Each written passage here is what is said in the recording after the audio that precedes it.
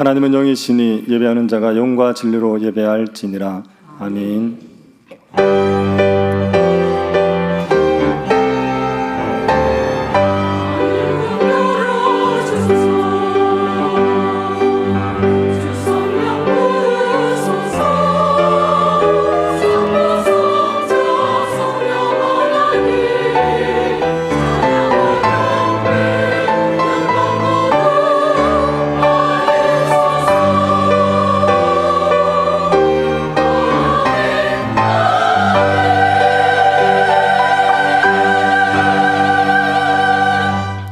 우리를 예배의 자리로 불러주신 하나님께 감사드립니다.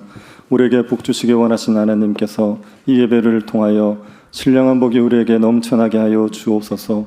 우리에게 베푸시는 구원의 은혜를 누리게 하셔서 하나님을 찬양하는 예배 될 수 있도록 은혜 베풀어 주옵소서. 걸어가신 예수님 이름으로 기도드립니다. 아멘.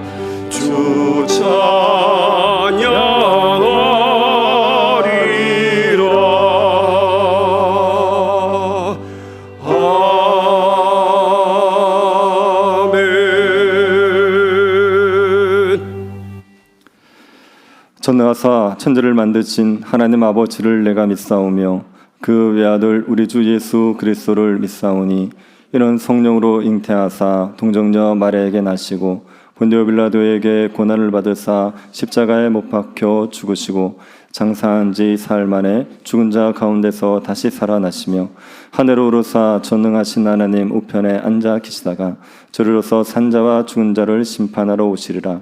성령을 믿사오며 거룩한 공예와 성도가 서로 교통하는 것과 죄를 사하여 주시는 것과 몸이 다시 사는 것과 영원히 사는 것을 믿사옵나이다. 아멘.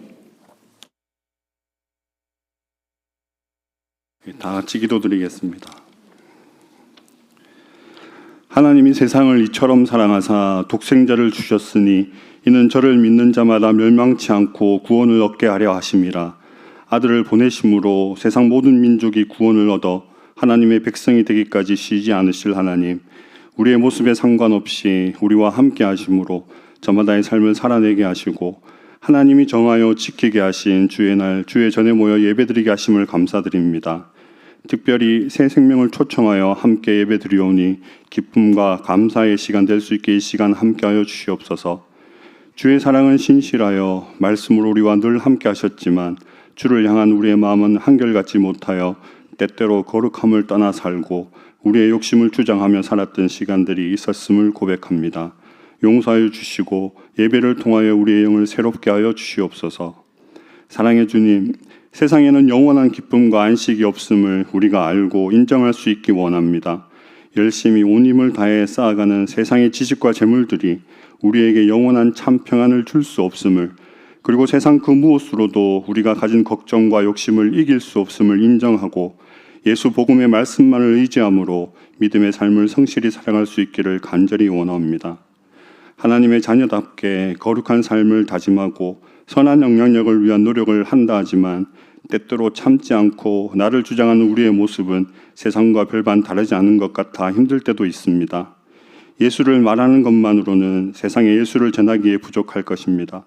예수님의 사랑을 배우고 익혀 그 사랑을 실천하며 인내하는 삶을 살아갈 수 있게 은혜 내려 주시옵소서.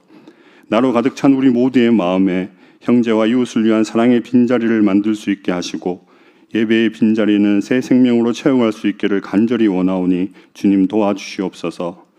말씀을 전하실 목사님과 함께 하심으로 생명의 말씀이 선포되게 하시고 먼저 믿은 우리에게는 하나님의 손과 발이 되어 구원의 기쁜 소식을 전하고 주의 사랑을 보여주는 신실한 일꾼 되기를 다시 한번 다짐하는 시간이 되게 하시고 오늘 예배의 자리로 초대받은 이들에게는 주 예수 그리스도의 복음의 말씀이 전하여져서 믿음의 삶을 결심하게 되는 귀한 시간 될 수 있게 은혜 내려 주시옵소서.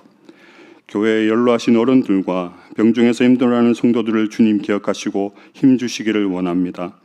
그들을 위한 기도에 주님 응답하심으로 함께 예배하는 시간을 반드시 맞이할 수 있게 은혜 더하여 주시옵소서. 예배를 위해 감사와 기쁨으로 수고하는 이들을 모두 기억하여 주시기를 원하오며 우리가 사랑으로 모인 그곳에 기쁨으로 함께 하시겠다 약속하신 예수님 이름으로 기도드립니다.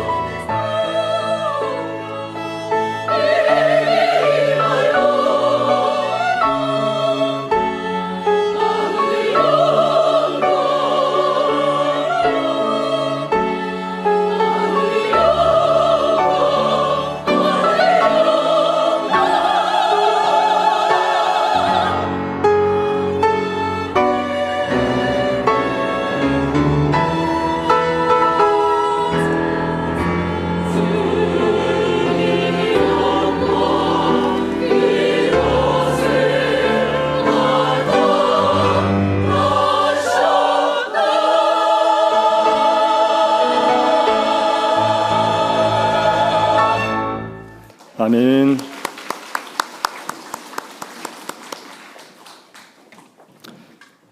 로마서 3장 27절 28절 말씀입니다. 로마서 3장 27절 28절 말씀. 찾아서 다 같이 함께 읽어보도록 하겠습니다. 찾으셨으면 같이 읽어보겠습니다. 그런즉 자랑할 때가 어디냐? 있을 수가 없느니라. 무슨 법으로냐? 행위로냐? 아니라 오직 믿음의 법으로니라. 그러므로 사람이 의롭다 하심을 얻는 것은 율법의 행위 있지 않고 믿음으로 되는 줄 우리가 인정하노라. 아멘. 운동선수로서 명성을 날리다가 은퇴를 한 남편이 있습니다. 이 사람이 운동선수로 있으면서 돈을 굉장히 많이 벌었는데 사기를 당해서 번 돈을 날려버렸습니다. 그래서 경제적으로 어려워졌죠. 그런데 이 남편은 돈은 또 벌면 된다는 생각으로 한 푼이라도 아끼자 이런 생각이 없습니다. 특별하게 먹는데 돈을 쓰는 것을 아까워하지 않고 그냥 그것을 줄일 생각이 없는 거죠. 그러다 보니까 가정에서 소비되는 돈 중에 외식비로 많은 돈이 나가는 겁니다. 아내는 그게 너무 아까운 거고 한 푼이라도 좀 아껴야 된다는 생각이 있는 거죠. 그것 때문에 자꾸 다툼을 하게 되었습니다. 다툼이 심해지면서 서로 감정의 골이 깊어져서 이혼을 하고 싶을 정도로 그렇게 사이가 안 좋아졌습니다. 그래도 가정을 지켜야겠다는 생각 때문에 상담도 받고 서로 개선하려고 노력을 하는 중에 있었습니다. 그런데 어느 날 남편이 일을 마치고 오면서 통닭을 한 마리를 사들고 온 겁니다. 운동선수로 있으면서 운동기구를 갖고 있었는데 그걸 팔고 그 돈으로 통닭을 샀습니다. 배달을 시키면 편한데 배달을 시키면 배달비가 드니까 배달비 몇천 원 아끼겠다고 가게까지 직접 가서 사온 거죠. 아내가 배달비를 아까워하니까 그래서 아내를 생각해서 직접 가서 사서 온 겁니다. 그리고 이제 집에 들어가면서 아이들과 아내들과 같이 통닭을 먹고 즐거운 시간을 보낼 거로 기쁜 마음으로 집에 딱 들어갔어요. 이때 아내는 뭐라고 있었냐면 요리를 하고 있었습니다. 아이들이 이모를 따라 나가서 이제 남편과 자기만 저녁을 먹으면 되는 겁니다. 그래서 이제 남편이 좋아하는 음식을 요리하고 있었습니다. 근데 남편이 들어오는데 여보 통닭 사와서 그러는 겁니다. 남편이 얘기도 안 했었고 그리고 요리를 하고 있는 중이니까 당황스러웠죠.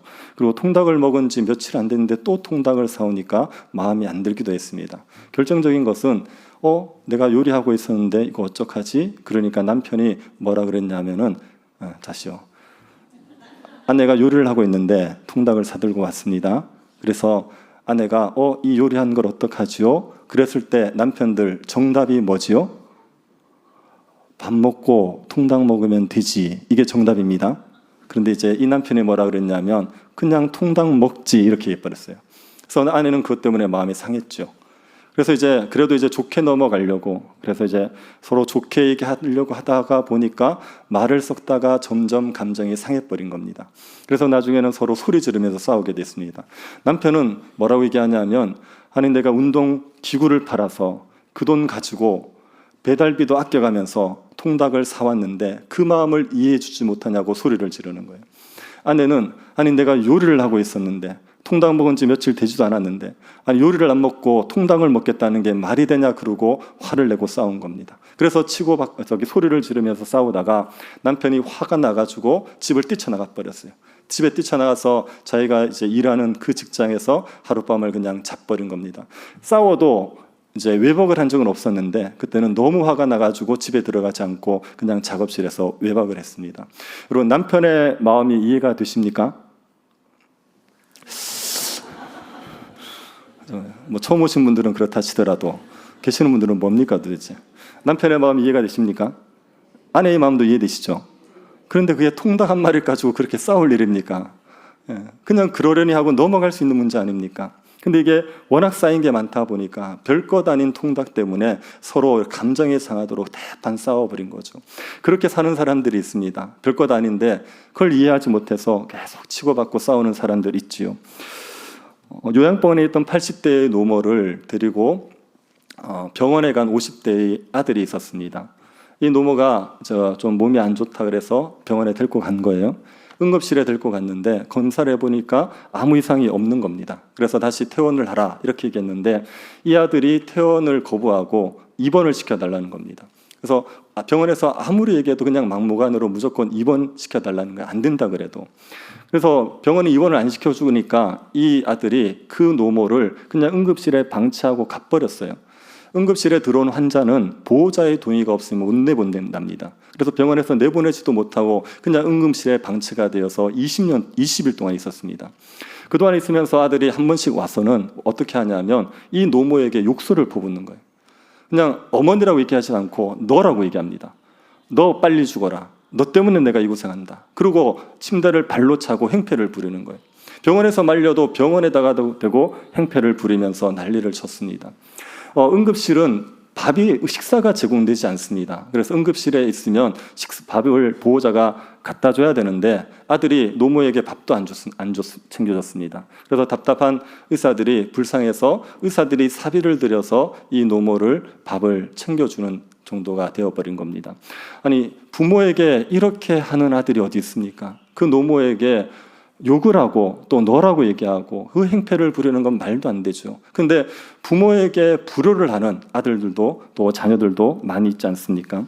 자녀를 학대하는 부모도 있습니다. 어떤 부부는 재혼 가정입니다. 그래서 아이들이 두 집을 합쳤더니 8명이 되는 거예요. 8명이 되니까 정부에서 지원금을 많이 줘서 한 달에 400~500의 지원금이 나온답니다. 그 지원금을 가지고 아이들을 잘 돌봐야 되는데 이 부부들이 그 지원금 가지고 유흥비에 써버린 거예요. 애들은 방치하고 학대하고 유흥비에 그 돈을 날렸습니다. 그래서 8살 된 아이 하나가 죽는 일이 벌어졌어요. 그렇게 아이들을 학대하는 부모도 있습니다. 자녀에 대한 정은 기본적으로 사람들이 다 가지고 있는데 그 자녀에 대해서도 무정하게 학대하는 그런 사람들이 있습니다. 얼마 전에 일명식도 없던 여고생을 칼로 죽인 사람이 있었습니다. 그냥 그 여고생을 아는 여고생도 아니었고 무슨 원한이 있는 것도 아니었고 강도짓을 하려고 죽인 것도 아니고 그냥 길 가던 여고생을 그냥 칼로 찔러 죽여버린 겁니다. 이렇게 악한 일을 하는 사람들도 있습니다. 죄를 짓고 사는 사람들 너무나도 많이 있죠. 사람들과의 관계 속에서 사소한 일로도 자꾸 싸우고 다투는 사람들 많고 부모에게 불효하는 사람들 많고 자녀들을 무정하게 대하는 사람들도 많고 또 살인이나 강도들이나 극단적인 악한 행동을 하는 사람들도 많이 있습니다. 이렇게 살아가는 건 굉장히 고통스러운데 이렇게 살면서 자기도 고통스럽고 다른 사람들도 고통스럽게 하는 사람들이 많이 있죠. 사람들이 왜 이렇게 살겠습니까? 왜 자꾸 죄를 지으면서 살아가겠습니까? 죄를 짓는 것이 전혀 우리에게 도움이 안 되고 유익이 안 되는데 그런데도 죄를 짓고 사는 이유는 무엇입니까? 이렇게 죄를 짓고 살아가면 그 결과는 어떻게 되겠습니까? 죄를 짓고 사는 사람들에게 닥칠 운명은 어떤 겁니까? 이 죄로 인한 고통들, 죄를 짓고 사는 삶에서 벗어날 방법은 없겠습니까? 이런 이야기들을 오늘 여러분에게 제가 해드리러 갑니다. 왜 사람들은 죄를 짓고 사는지, 그 죄의 결과는 무엇인지, 그 죄의 고통에서 벗어나는 방법은 무엇인지를 제가 말씀드리려고 합니다. 제가 지금부터 드리려는 말씀은 제 개인적인 의견이 전혀 아닙니다. 여러분에게 저는 제가 개인적인 의견을 말씀드리고 싶은 생각이 없습니다. 여기에는 저보다 연세가 많으신 분들이 있거든요. 또 저보다 공부를 많이 하신 분도 있고 저보다 지혜로우신 분들도 있습니다. 제가 보기에 저보다 잘생긴 분은 없습니다. 그런데 저보다 훨씬 지혜가 있으신 분들은 많은 것 같아요. 그래서 그런 분들에게 제 짧은 지식을 가르쳐봐야 아무 소용이 되지 않습니다. 여러분이 제 생각 들으려고 오신 건 아니니까요. 저는 여러분에게 성경의 가르침을 말씀드릴 겁니다. 성경이 사람들은 왜 죄를 짓고 사는지 말하는지, 성경이 죄의 결과에 대해서 뭐라고 얘기하는지, 성경이 죄에서 벗어나는 방법이 뭐라고 말하고 있는지를 여러분에게 말씀드릴 겁니다. 제가 지금 말씀드리는 이 세 가지는 교회에서 가르치는 핵심입니다. 매일 성도들이 모여서 교회에서 말씀을 듣는데 교회가 도대체 뭘 가르치느냐 그렇게 얘기할 때 이 세 가지에 대한 이야기를 하는 거죠. 그래서 교회를 처음 오신 분들도 이 세 가지를 들어보시면 교회의 가르침의 핵심, 성경의 가르침의 핵심이 무엇인지를 이해하실 수 있을 겁니다. 우선 사람들이 왜 죄를 짓고 사는지를 보죠. 1장 28절 한번 보십시오. 또한 그들이 마음에 하나님 두기를 싫어하며 하나님께서 그들을 그 상실한 마음대로 내버려 두사 합당하지 못한 일을 하게 하셨으니, 여기에 보면 상실한 마음이라고 있죠. 상실한 마음을 쉽게 얘기하면 삐뚤어진 마음입니다. 사람들이 자꾸 나쁜 짓을 하는 이유는 마음이 삐뚤어져서 그렇습니다. 마음이 삐뚤어지니까 합당하지 못한 행동을 하는 거죠. 마음이 삐뚤어진 사람들이 합당하지 못한 행동을 한다 얘기할 때 어떤 일을 하는지 1장 29절 31절에 설명하고 있습니다. 곧 모든 불의, 추악, 탐욕, 악의가 가득한 자요, 시기, 살인, 분쟁, 사기, 악독이 가득한 자요, 수근수근하는 자요, 비방하는 자요, 하나님께서 미워하시는 자요, 능욕하는 자요, 교만한 자요, 자랑하는 자요, 악을 도모하는 자요, 부모를 거역하는 자요, 우매한 자요, 배약하는 자요, 무정한 자요, 무자비한 자라. 상실한 마음, 삐뚤어진 마음을 가진 사람들이 분쟁을 하는 거예요. 자꾸 다투는 겁니다. 사람들이 싸울 때 보면 싸울 만한 일이라서 싸우는 게 아니라 자기가 기분이 나빠서 싸우는 경우가 대부분 아닙니까? 부부지간에서 싸울 때 남편과 아내가 마음이 편하면 다 넘어갈 일들이에요. 근데 마음이 편하지 않고 삐뚤어져 있으니까 그러니까 다투지 않습니까? 마음이 삐뚤어지니까 분쟁을 하는 겁니다. 마음이 삐뚤어지니까 부모를 공경하지 않는 거죠. 부모를 공경하는 건 너무나도 당연한 건데 성경에서도 부모를 공경하라고 말할 때 이렇게 하면 부모를 공경하면 뭐가 있고 이렇게 얘기하잖아요. 이거는 마땅한 반이라 이렇게 얘기해요. 부모를 공경하는 건 마땅한 겁니다. 그런데 마음이 삐뚤어져 있으니까 부모를 공경하지 않는 거예요. 자녀를 사랑하는 것도 당연한 건데 마음이 삐뚤어지니까 무정한 겁니다. 자녀를 학대하고 자녀를 방치하는 사람들을 보면 그 사람들의 마음이 이미 지옥입니다. 자기가 자기 삶을 감당이 안 돼요. 그러니까 자녀를 돌볼 여력이 없는 거죠. 마음이 삐뚤어져서 그런 겁니다. 마음이 삐뚤어져서 사기하고 강도하고 살인하고 이런 악한 짓들을 하게 되는 겁니다. 마음이 삐뚤어진 게 잘못된 행동을 하게 되는 이유지요. 그런데 왜 마음이 삐뚤어졌다고 얘기합니까? 1장 28절 다시 한번 보십시오. 그들이 마음에 누구 두기를 싫어했습니까? 하나님 두기를 싫어해요. 이게 원인입니다.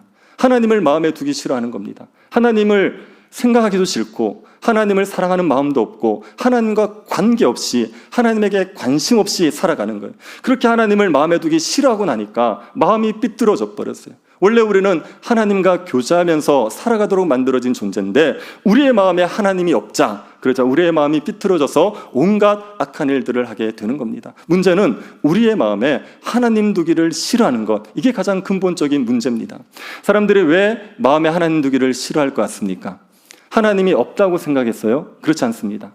사람들은 하나님의 존재를 기본적으로 인식하게 되어 있어요. 교회를 다니건 다니지 않건 하나님이 존재한다는 걸 마음에 의식하게 되어 있습니다. 하나님께서 사람들의 마음에 하나님의 존재에 대한 인식을 심어 놓으셨어요. 로마서 1장 19절 20절 한번 보십시오.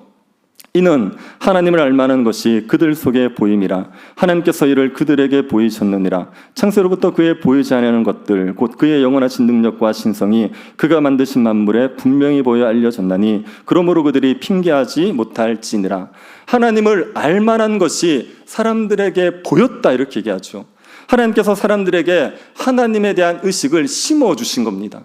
하나님의 존재를 인식하도록 하나님이라 계시구나라고 알 수 있도록 마음에 하나님에 대한 의식을 심어줬어요. 이것을 신학자들이 뭐라 그러냐면 신의식이라고 얘기합니다. 모든 사람들에게는 신에 대한 의식이 있게 되어 있습니다.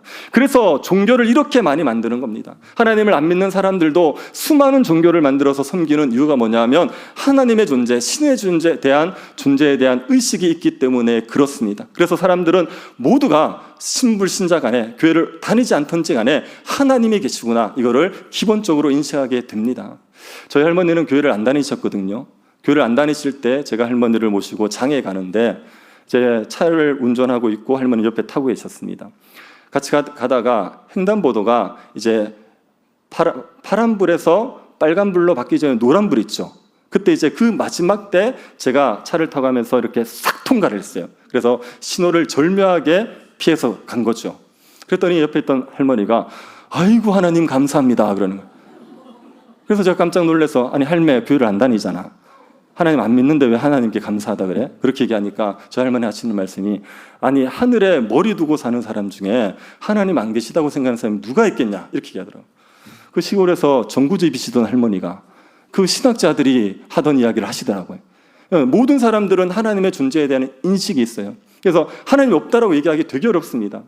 교회 안 다니시는 분들도 집에 어려운 일이 생기면 순간적으로 드는 생각이 뭡니까? 내가 나쁜 짓 했나? 내가 지은 죄가 많나? 내가 그때 누구에게 나쁜 짓 한 것 때문에 이러냐? 그런 생각 들잖아요. 이게 신의 존재에 대한 의식이 있어서 그렇습니다. 그래서 사람들은 기본적으로 하나님의 존재에 대한 인식을 가지고 있습니다. 그리고 하나님 만드신 세상이 하나님의 존재를 우리에게 보여주는 거 아닙니까? 하나님께서 만들어준 이 세상을 보고 있으면 신이 있구나, 세상을 만든 신이 있구나, 이걸 알게 되어 있어요. 여러분, 세상이 어떻게 생겼냐고 얘기하면 이렇게 저절로 생겼다고 얘기하는 사람들이 있습니다. 이렇게 빵 터지더니 지금처럼 됐다, 이렇게 얘기하는 사람들이 있어요. 만약에 제가 여기 있는 강대상 있죠, 이 강대상이 저절로 생겼다고 얘기하면 여러분 어떻게 하시겠습니까? 이 강대상 있지 않습니까? 산에 갔더니 나무들이 서로 엉키더니 비비더니 뺀질뺀질해지고 여기다가 문양이 새겨지고 그래서 다 만들어진 걸 교회에서 들고 왔습니다. 그렇게 얘기하면 여러분 어떻게 하시겠습니까? 지금 일어나서 나가시지 않겠습니까? 강대상이 저절로 만들어졌다고 말하는 사람은 미친 사람이죠. 그 미친 사람의 얘기를 왜 듣고 있습니까? 그런데 세상이 저절로 만들어졌대요. 이 강대상보다 훨씬 정교한 이 많은 세상들이, 생명체들이 다 저절로 만들어졌대요. 그 말을 어떻게 믿습니까?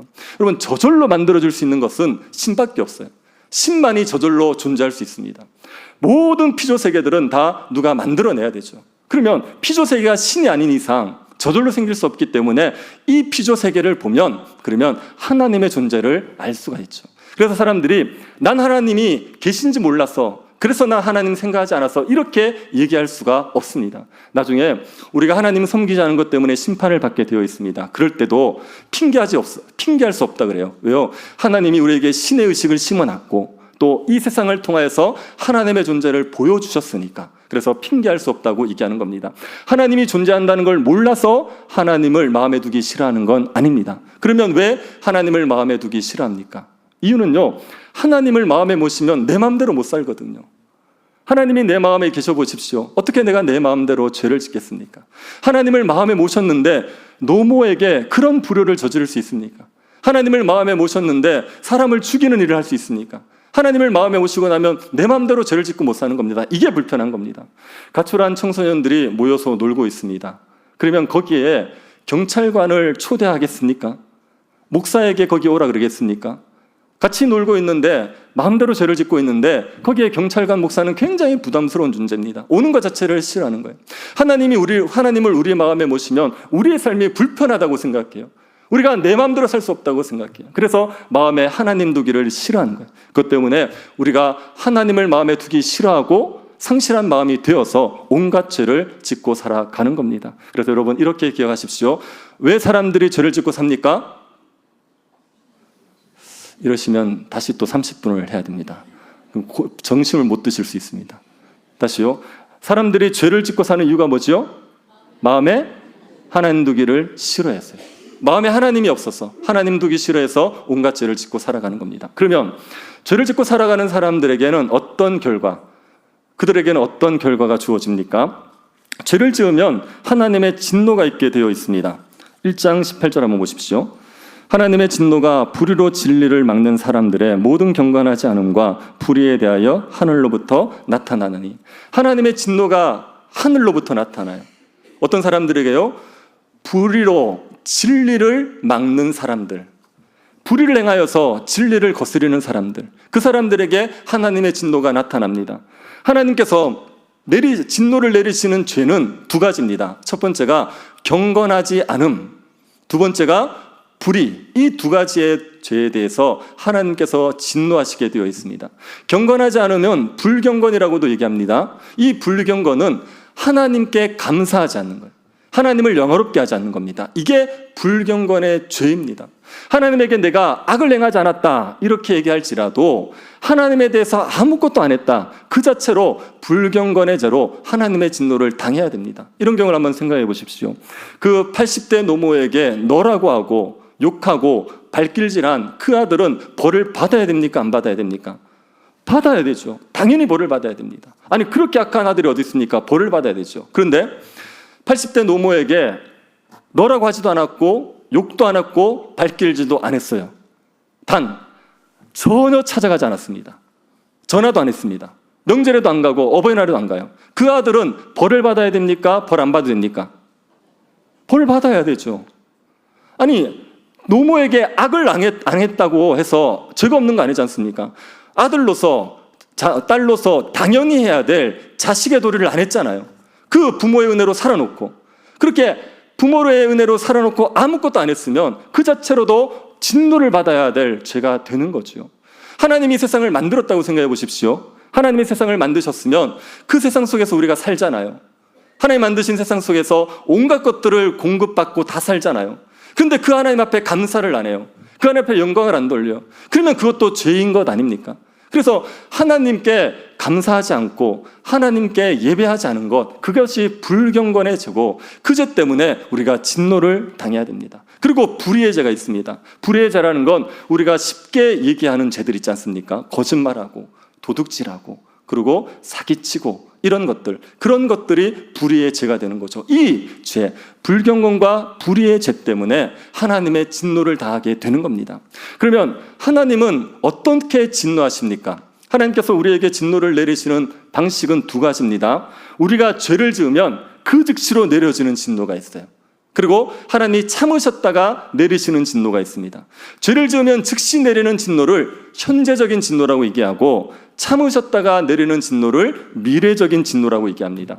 현재적인 진노는 어떤 건지 한번 볼까요? 1장 24절을 보십시오. 그러므로 하나님께서 그들을 마음의 정욕대로 더러움에 내버려 두사 그들의 몸을 서로 욕되게 하게 하셨으니, 여기에 보면 내버려 두사라는 표현이 있죠.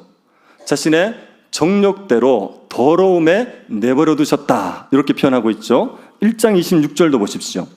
이 때문에 하나님께서 그들을 부끄러운 욕심에 내버려 두셨으니 곧 그들의 여자들도 순리대로 쓸 것을 바꾸어 영리로 쓰며, 여기에도 보면 내버려 두셨다는 표현이 있죠. 부끄러운 욕심대로 내버려 두셨다. 1장 28절입니다. 또한 그들이 마음에 하나님 두기를 싫어하며 하나님께서 그들을 그 상실한 마음대로 내버려 두사 합당하지 못한 일을 하게 하셨으니, 여기에도 보면 내버려 두셨다. 그 상실한 마음대로 내버려 두셨다. 내버려 두셨다는 말이 3번 반복되지요. 이게요, 하나님께서 진노하시는 방식입니다. 우리가 죄를 지으면, 그러면 하나님께서 우리에게 진노하셔서 그 죄를 짓도록 내버려 둬버리시는 거예요.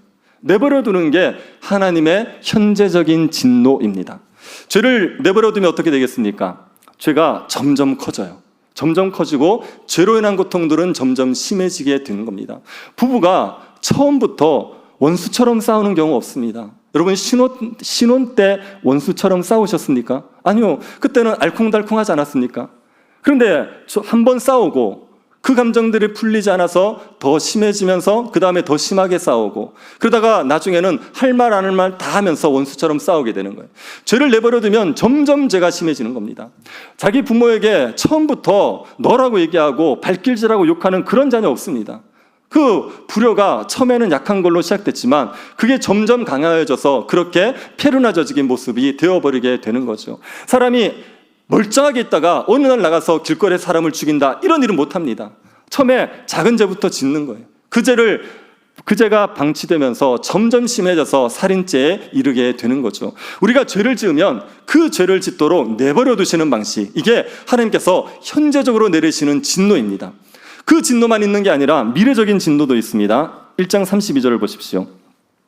그들이 이 같은 일을 행하는 자는 사형에 해당한다고 하나님께서 정하심을 알고도 자기들만 행할 뿐 아니라 또한 그런 일을 행하는 자를 옳다 하느니라. 이런 죄를 지으면 내려지는 미래적인 진노는 사형입니다. 죽음이라는 겁니다. 사람이 죽는 건 죄 때문에 죽는 거예요. 죄로 인해서 죽는 거지 그냥 죽는 게 아닙니다. 죽음은 죄의 형벌입니다. 이 죄의 형벌인 죽음으로 육신이 죽고 나면 끝나느냐? 그렇지 않습니다. 우리의 영혼은 하나님의 심판대 앞에 서서 우리의 죄에 대한 형벌을 받아 지옥불에 들어가게 되는 거죠. 이 미래적인 진노가 있습니다.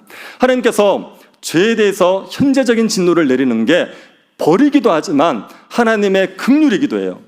죄로 인하여 고통을 겪으면서 그 죄에서 돌아서라고 기회를 주시는 거예요. 기회를 주시는데도, 이제는 그만 돌아서라고 기회를 주시는데도 끝까지 거역하는 사람들에게 사형, 죽음이라는 벌이 내려지게 되는 겁니다. 그래서 하나님께서 진노하실 때 사람들이 죄 가운데 살도록 버려두시고, 그리고 그 죄로 인하여서 사형에 이르게 하시는 겁니다. 그러면 어떻습니까? 여러분, 이 죄의 결과가 하나님의 진노라는 것을 들으셨지 않습니까? 중요한 거는 여러분은 하나님의 진노를 받을 자입니까? 상관없이 진노를 받지 않을 자입니까? 그게 중요하죠. 하나님의 진노가 있다고 하더라도 나는 진노받을 사람이 아니다. 아무 상관없는 거예요. 그런데 만약에 내가 하나님의 진노받을 자다. 그럼 이건 큰일이 난 겁니다. 그래서 우리가 하나님의 진노받을 자인가 아닌가를 알아야 되죠. 우리는 하나님의 진노를 받을 자입니까? 아닙니까? 제가 지금부터 말씀드리는 모습이 여러분에게 있으면 여러분은 하나님의 진노를 받을 자입니다. 근데 나는 이 모습과 상관이 없다? 그러면 여러분은 하나님의 진노를 받지 않을 자입니다. 로마서 3장 10절부터 18절이 하나님의 진노받을 죄인들의 모습을 보여줘요. 그래서 이 모습이 나한테 있으면 내가 진노의 대상이 되는 겁니다. 어떤 사람들이 죄인입니까? 11절 보십시오. 깨닫는 자도 없고 하나님을 찾는 자도 없고. 깨닫는 자가 없다는 얘기는 하나님에 대해서 모른다는 거예요. 하나님에 대해서 말해줘도 알지를 못한다. 하나님에 대해서 무지한 게 그게 죄인의 모습입니다. 그리고 하나님을 찾지를 않습니다. 하나님의 도움을 구하지도 않고 하나님을 알고 싶어 하지도 않고 하나님을 의지하지도 않는 거예요. 그래서 하나님에 대해서 무지하고 하나님에 대해서 무관심하고 하나님을 찾지 않는 게 그의 죄인의 모습입니다. 12절도 보십시오. 다 치우쳐 함께 무익하게 되고 선을 행하는 자는 없나니 하나도 없도다. 무익한 삶을 사는 거예요. 하나님과 이웃들에게 무익한 삶을 살아가는 겁니다. 하나님과 이웃들에게 유익하게 살려면 선을 행하고 살아야 됩니다. 그런데 죄인들은 선을 행하지 못합니다. 선을 행하는 사람이 하나도 없습니다. 죄인 중에 선을 행하는 사람은 단 한 명도 없어요. 이렇게 얘기하면 너무 심하다 얘기할 수 있는데요. 선이 뭔지를 한번 생각해 보십시오. 성경에서 말하는 선이라는 건 다른 사람에게 유익이 되는 거예요. 나에게는 손해가 되더라도 다른 사람에게 유익되는 것을 하는 걸 선이라고 얘기하는 겁니다. 우리가 다른 사람들에게 선물 주는 거 선한 거지 않습니까? 그런데 우리가 선물을 줄 때 정말 순수하게 다른 사람들을 위하는 마음으로 줍니까? 선물을 뇌물처럼도 씁니까? 내가 선물을 주면 저 사람도 나에게 선물을 주겠지. 내가 선물을 주면 저 사람이 나를 잘 봐주겠지. 그런 의미에서 선물을 줄 때 있지 않습니까? 그래서 나의 유익을 구하고 선을 행하는 건 선한 거라고 얘기하지 않는 거예요. 그런 거 말고 정말 나의 유익과 상관없이 다른 사람을 위해서 선을 행하는 거예요. 더 쉽게 얘기하면요. 여러분이 좋아하는 사람 말고 여러분이 싫어하는 사람들에게 착한 일을 하지 않습니까? 그게 선한 겁니다. 오른쪽 뺨을 때렸는데 왼쪽 뺨을 돌려대는 거예요. 속옷을 빼앗아 가려고 그러는데 겉옷을 줘버리는 겁니다. 억질로 버스 정장까지 태워달라 그랬는데 그런데 집까지 태워주는 거예요. 내가 싫어하는 사람들에게도 착한 일을 할 수 있으면 그것을 선을 행했다고 얘기하는 겁니다. 이렇게 할 수 있는 사람들이 있겠습니까? 죄인 중에는 없어요. 죄인 중에는 이 선을 행할 수 있는 사람이 아무도 없습니다. 13절을 보십시오. 그들의 목구멍은 열린 무덤이요 그 혀는 속임을 일삼으며 그 입술에는 독사의 독이 있고. 그들의 목구멍이 열린 무덤이에요. 무덤을 열어놓으면 향기가 납니까? 악취가 납니까? 악취가 나지요. 열린 무덤이라는 얘기는요, 말만 하면 악취가 난다는 거예요. 말만 하면 욕을 합니다. 말을 하면 자기 자랑합니다. 말을 하면 다른 사람 비방합니다. 말을 하면 원망과 불평을 쏟아내요. 듣고 있으면 악취가 나는 말들을 하는 거예요. 죄인들은 말에 향기가 나지 아니하고 은혜가 되고 덕이 되는 말을 하지 아니하고 듣고 있으면 마음이 불편한 말을 하는 겁니다. 그리고 혀로는 속임을 일삼지요. 거짓말을 너무 잘해요. 정말 약속을 해놓고 또 안 지키고 얼마나 거짓말을 잘하는지 모릅니다. 그 입술에는 독사의 독이 있습니다. 말로서 사람을 죽이는 거예요. 여러분, 남편에게 돈도 못 벌어오는 게 이런 거는 남편 죽으라는 얘기입니다. 남편에게 나가 죽으라는 얘기죠. 아내에게 뭐 이렇게 형편없는 여편네, 이건 죽으라는 얘기 아닙니까? 아내들은 남편의 사랑 먹고 살거든요. 근데 남편이 형편없다 그러면 죽으라는 얘기죠. 이게 독사의 독이 그 입에 가득한 겁니다. 또 그 입에는 저주와 악독이 가득하고 그 발은 피 흘리는 데 빠른지라. 입에 저주와 악독이 가득해서 사람들에게 칭찬하고 덕이 되는 말을 하지 않고 나쁜 말, 저주하는 말을 합니다. 그리고 그 발은 피 흘리는 데 빨라요. 죄 짓는 데 빠릅니다. 선을 행하는 데는 너무나도 더디고 안 하는데 죄 짓는 일은 열심히 하는 겁니다. 이게 죄인들의 모습입니다.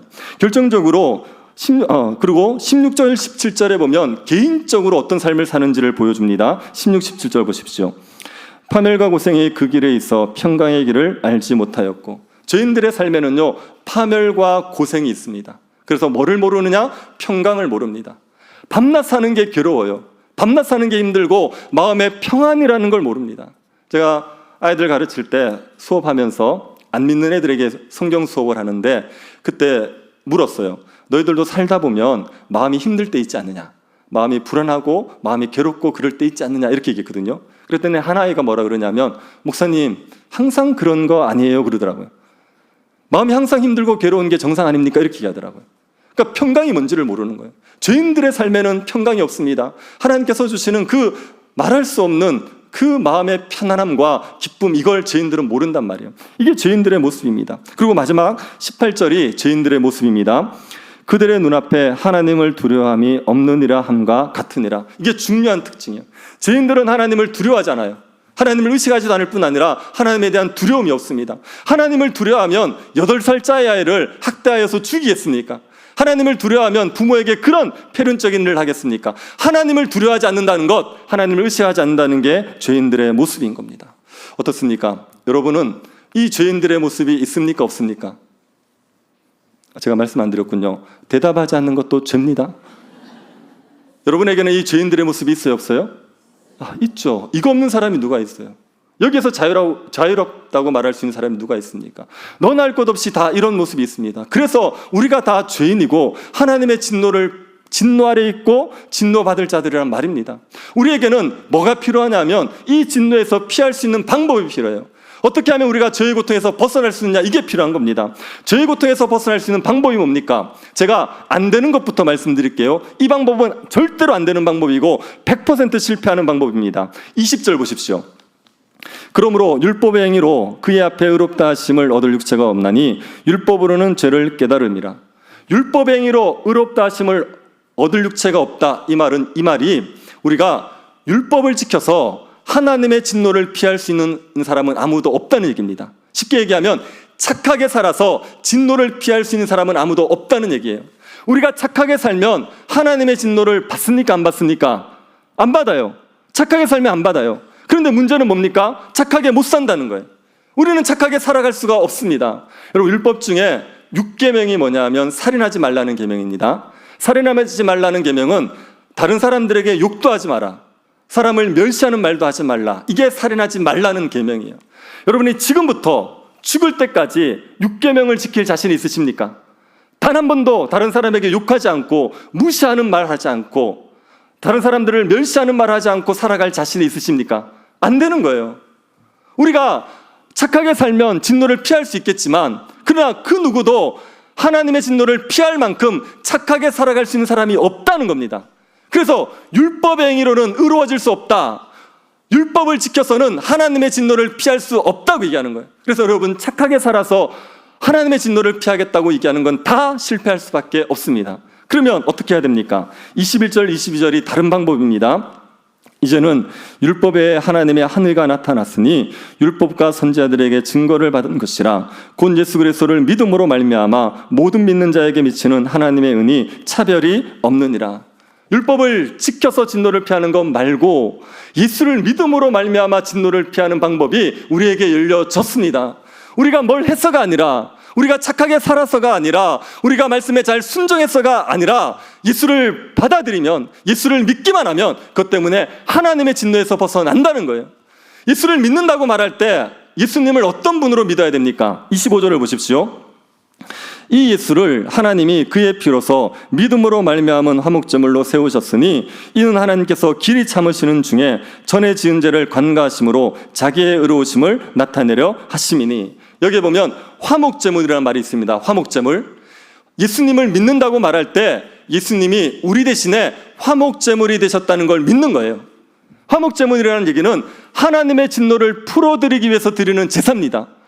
우리가 받아야 될 벌을 예수님 대신 받으심으로 말미암아 우리에겐 내려야 될 진노를 예수님이 풀어내신 겁니다. 그게 예수님이 화목제물 되신 거예요. 그래서 예수님이 나의 죄 때문에 십자가에서 돌아가셨다, 이걸 믿는 사람, 그 사람이 예수를 믿는 사람이고, 그 믿음을 가지기만 하면 하나님의 진노에서 벗어나게 되는 겁니다. 여러분, 예수님이라는 분은 하나님의 아들이세요.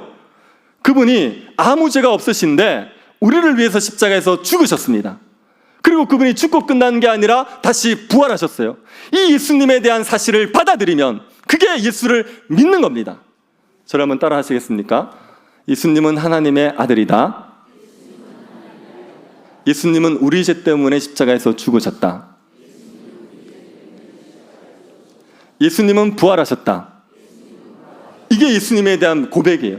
이 고백이 진실로 되면, 이렇게 고백할 수 있으면, 그러면 그 사람은 하나님 앞에 어떤 선한 것을 한 것이 없더라도, 지금까지 정말 흉악하게 살았을지라도 예수를 믿는 순간 그 사람은 진노에서 벗어나게 되는 겁니다.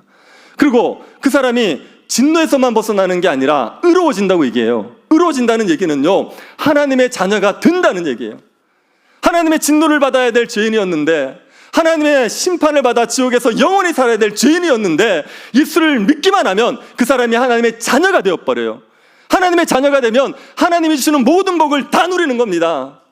저희 아이들은 집에 들어갈 때 저희 차를 타면서 한 번도 아빠 차, 엄마 차 이렇게 얘기하지 않았습니다. 우리 차 이렇게 얘기했습니다. 차 살 때 한 푼도 안 뱉은 애들이 자기 차랍니다. 우리 차랍니다. 부모 거를 마치 자기 거를 좀 써요. 자녀는 부모의 거를 다 누리는 거예요. 우리가 하나님의 자녀가 되면 하나님의 나라의 복을 다 누리게 되는 겁니다. 예수를 믿는 그 순간에 하나님의 자녀가 되어서 하나님의 나라의 복을 다 누릴 수 있는 것, 그게 우리가 믿음으로 의로워진다는 얘기입니다. 그래서 여러분, 우리는 말씀을 지켜서 의로워지는 게 아니라, 말씀을 지켜서 진노를 피하는 게 아니라, 믿음으로 말미암아, 예수를 믿음으로 말미암아 진노를 피하고 하나님의 자녀가 되는 겁니다. 여러분, 3장 28절, 이게 우리 복음의 핵심이고 또 성경의 핵심입니다. 그래서 우리 같이 한번 읽어봅시다. 그러므로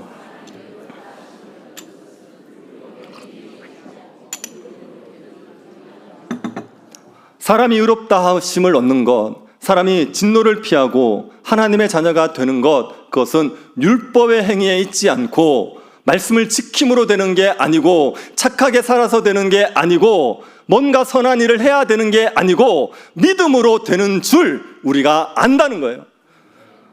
예수를 믿기만 하면 그 사람에게 의가 주어지는 겁니다.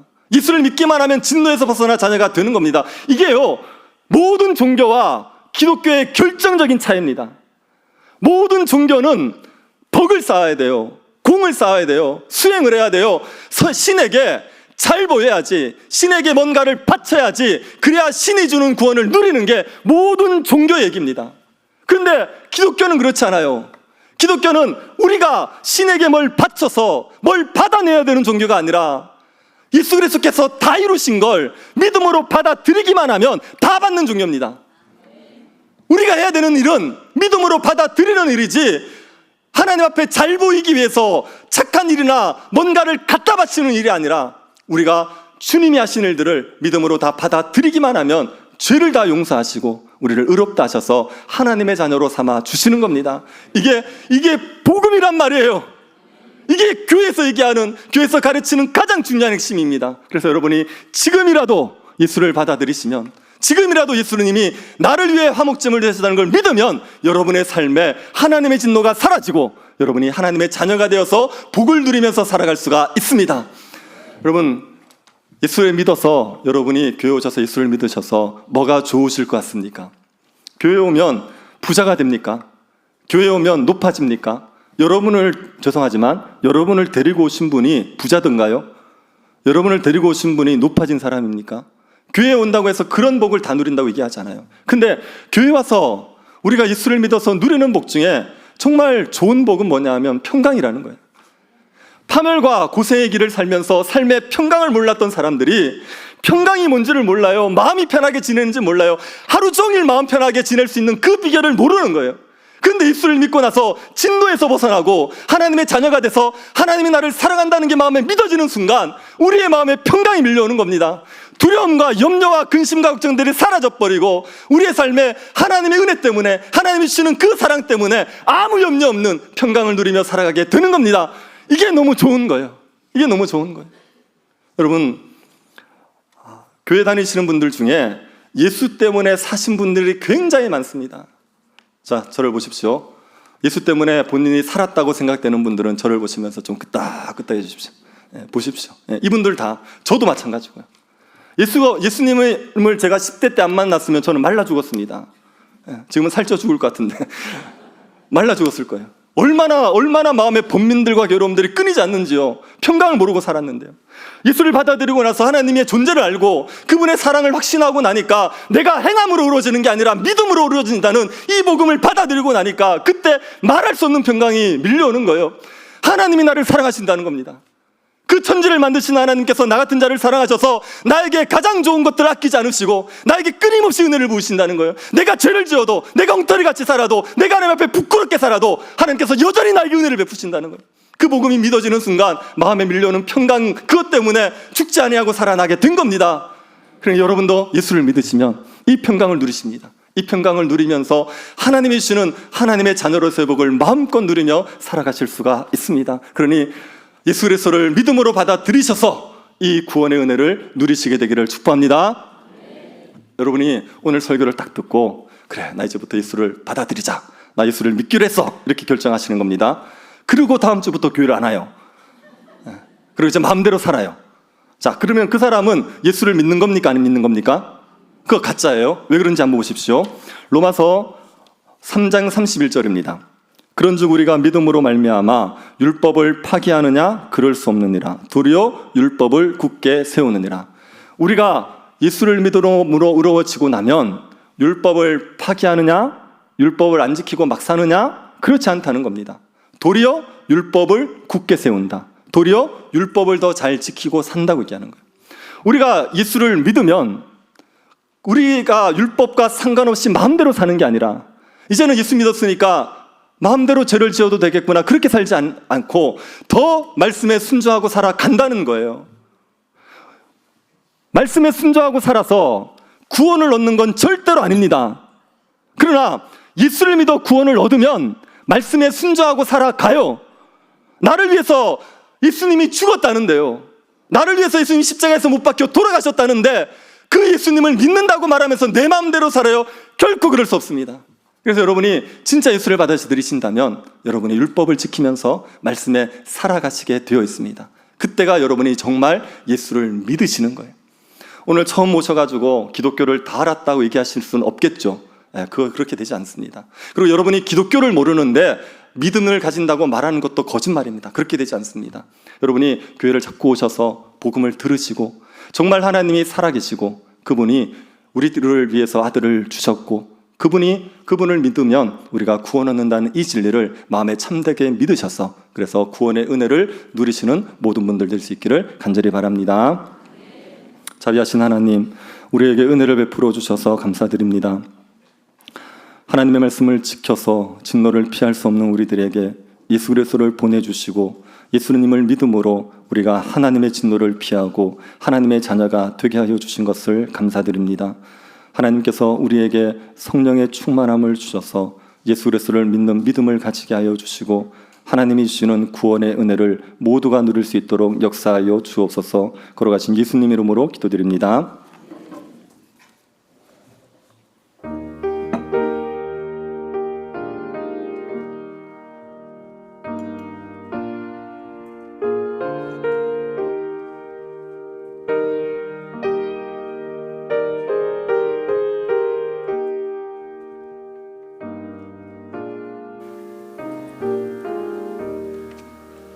내 주의 보혈은 정하고 정하다.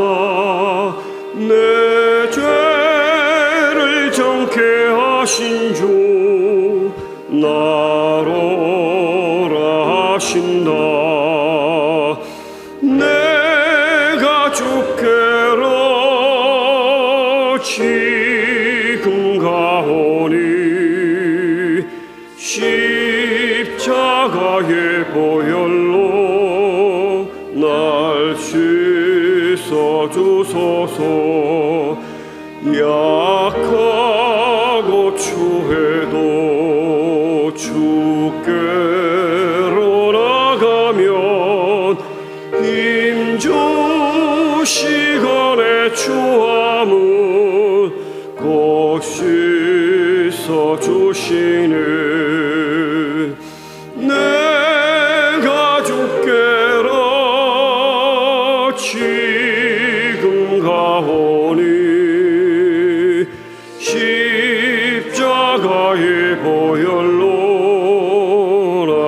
날 씻어주소서. 나로라 하심은 온전한 믿음과 또 사랑과 평안함 다 주려 함이라. 내가 주께로 지금 가오니 십자가의 보혈로 날 씻어주소서. 큰 죄인 복받아 살 길을 얻었네.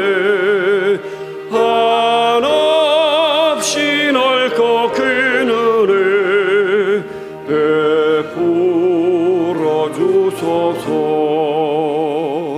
내가 주께로 지금 가오니 십자가의 보혈로 날 씻어주소서.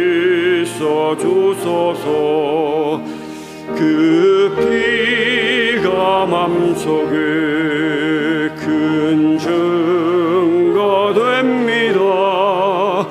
내 기도 소리 들으사 다 허락하소서. 내가 주께로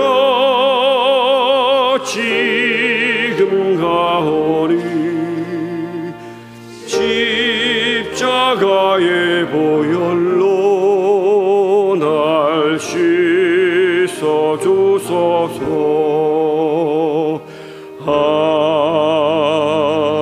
아멘.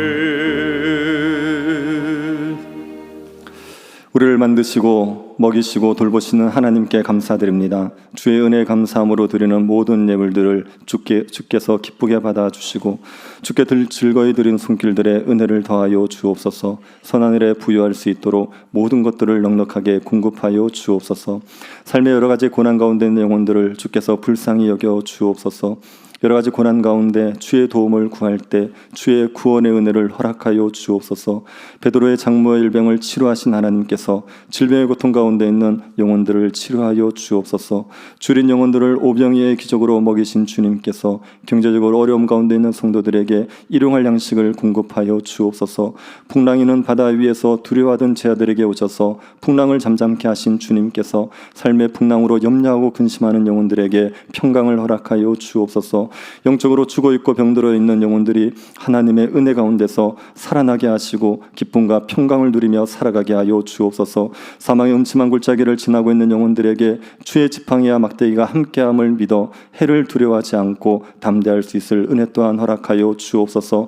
하나님께서 우리의 구원이 되심을 믿습니다. 주의 이름을 부르는 모든 자들에게 구원을 주시겠다고 약속하셨사오니 주의 이름을 부르는 자들에게 주님의 구원을 허락하여 주옵소서. 걸어가신 예수님 이름으로 기도드립니다.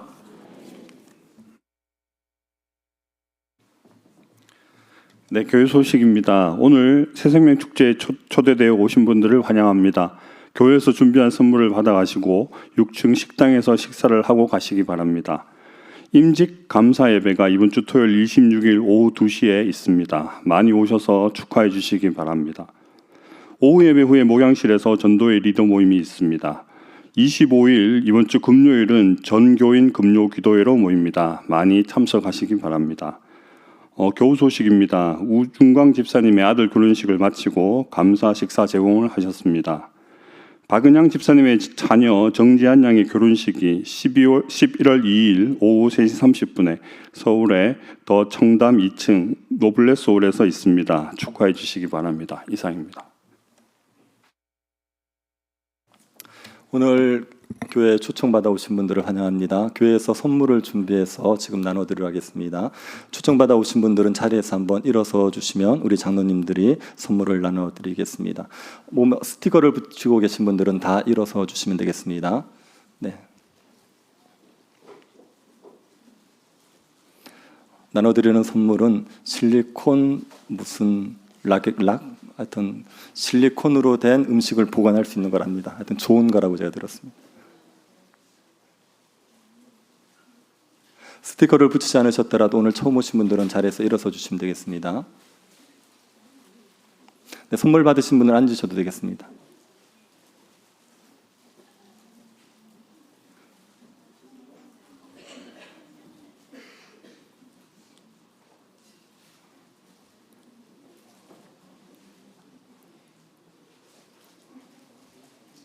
네, 저 뒤쪽도 좀 전달해 주십시오. 저쪽 뒤쪽에.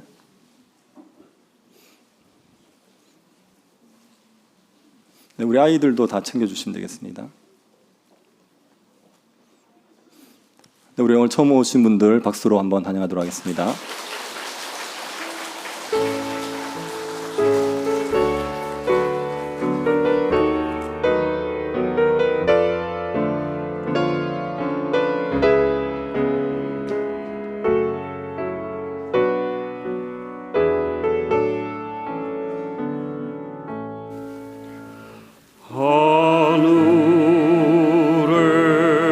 하늘에 계신 아버지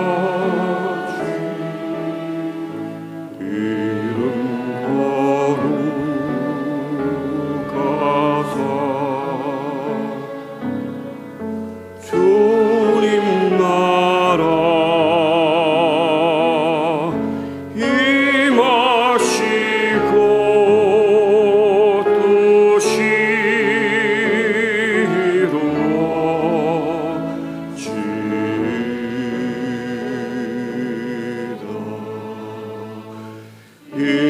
일용할 양식 주시고 우리들의 큰 죄 다 용서하옵시고 또 시험에 들게 마시고 악에서 구원하소서.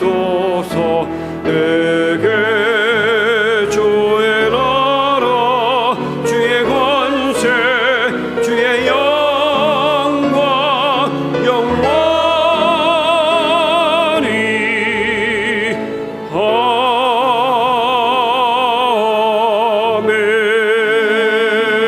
아멘. 지금은 우리 주 예수 그리스도의 은혜와 하나님의 사랑과 성령의 교통 위로하심이 사랑하는 주의 백성들 머리 위에 지금으로부터 영원토록 함께 있을지어다. 아멘.